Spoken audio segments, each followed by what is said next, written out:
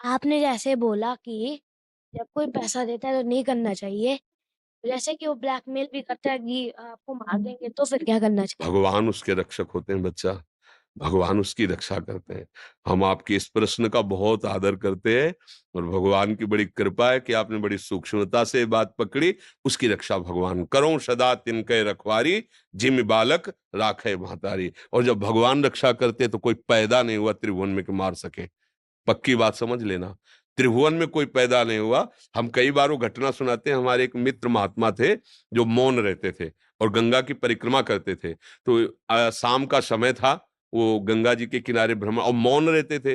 अब गंगा किनारे जो महात्मा भ्रमण करते बड़ा ही अकिंचन स्वरूप होता है और उधर कुछ विधर्मी अन्य धर्मावलंबी वो बैठे हुए थे, तो उन्होंने देखा कि बाबा जी जा रहा है हिंदू धर्मावलंबी, बोला "ए, तो संत बहुत सीधे सरल होते, वो नजदीक पहुंच गए। तो 5 6 8 ऐसे सब नौजवान थे, तो देखा कि शाम होने जाए, बोले इसे मारा जाए। तो उन महात्मा ने हमसे बात करते थे, तो उनका हमारे मन में आया कि आज हमारा अंतिम समय भगवान ने निश्चय कर दिया है। आंख मूंदा और बस नाम जप करने लगे कि अब ये लोग मारेंगे। अब जो संध्या का समय है, गंगा किनारा है, तो मौज ली जाए, इसको मारा जाए।